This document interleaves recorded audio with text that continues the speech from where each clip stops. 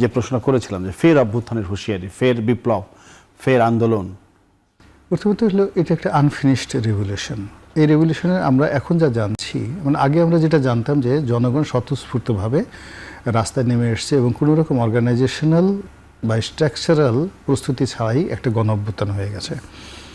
এটা সত্য, সমস্ত মানুষ যার যার জায়গা থেকে নেমেছে, কিন্তু তার সঙ্গে সঙ্গে হাসনাত, সার্জিস আবদুল্লাহ থেকে শুরু করে এই যে মানে বিএনপি নয় জামাত, তাদের একটা রেজিমেন্টাল ফোর্স দীর্ঘদিন ধরে কাজ করছিল এবং তারা প্রকাশ্যে বলছে যে যদি আমরা ফেল করতাম এই দফা তাহলে আমরা সশস্ত্র, এটা তো আসিফ মাহমুদের বক্তব্য, রাইট, আমরা সশস্ত্র আন্দোলনে চলে যেতাম, যুদ্ধতে চলে যেতাম।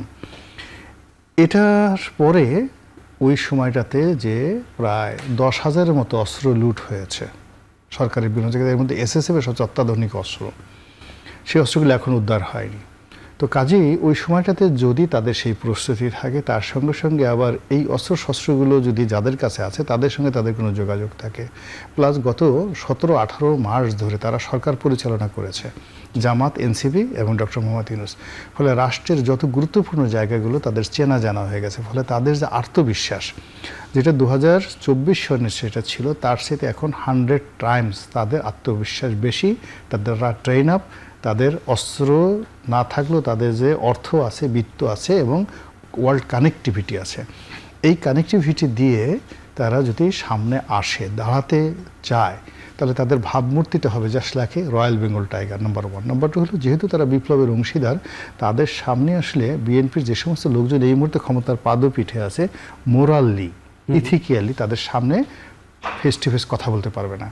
এদের একটা বিরাট অংশ লন্ডনে ছিল, বিরাট অংশ দেশের বাইরে ছিল, আর দেশের মধ্যে যারা ছিল তারা একেবারে শেষ সময় এসে তারা সমর্থন দিয়েছে, কিন্তু এর আগ পর্যন্ত তারা মোরালি, নৈতিকভাবে সমর্থন দিয়েছে দূর থেকে সেই আন্দোলনকে।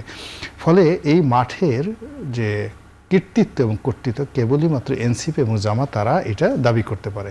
তো কাজেই এই যে তাদের যে মোরাল ক্যারেজ, সেই মোরাল ক্যারেজের সঙ্গে এখন এই যে 1.5 মাসে সরকারের যে ব্যর্থতা এবং আগামী দিনগুলোতে সরকার যদি আরও ব্যর্থ হয়ে যায়, তাহলে কি হবে যে সরকারের সেই ব্যর্থতাকে পুঁজি করে যখন তারা যে কোনো একটা জেনারেল আন্দোলন ডাক দেবে, সেই আন্দোলনটা যেহেতু তারা কৌশল জানে এবং তারা জানে কি করে একটা সরকারকে ফেলে দিতে হয়। যেমন কয়েকজন তারা বলছে যে শেখ হাসিনার যে পাওয়ার ছিল তার একাংশ তো, হ্যাঁ না, তার একাংশ পাওয়ার তো বর্তমান তার নেই, সেই শেখ হাসিনাকে আমরা তাড়িয়ে দিয়েছি, এই সরকারকে তো আমরা একটা তুড়ি মারার সঙ্গে সঙ্গে সরকার চলে যাবে।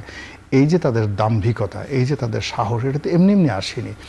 এবং আপনি দেখুন যে গত 1 মাস আগে বা 15 দিন আগে তারা কিন্তু কথাবার্তা এইভাবে বলতেন না, কিন্তু এই যে ফুয়েল ক্রাইসিস হওয়ার পর, বিশেষ করে ইরান যুদ্ধের পরে আমাদের দেশে যে ফুয়েল ক্রাইসিস হলো এবং এই ক্রাইসিসটা এখন চলছে, এই ক্রাইসিসটার একটা বিরাট অংশ যে কৃত্রিম এবং মনুষ্য সৃষ্ট, এটা আমি লিখে দিতে পারি এখন পর্যন্ত। যে ফুয়েল ক্রাইসিসটা, বাংলাদেশের যে ফুয়েল ক্রাইসিসটা, তো এই ক্রাইসিসটা যত বাড়ছে তত কিছু মানুষের কণ্ঠ উঁচু হচ্ছে, তারা জোরে জোরে কথা বলছে, তারা তারেক রহমান সাহেব থেকে শুরু করে মন্ত্রী পরিষদের সবাইকে তুইতুকারি করে কথাবার্তা বলছে, উত্তেজিত করছে, তাদেরকে পাত্তাই দিতে। কৃত্রিম সংকটটা কারা করছে রানু ভাই?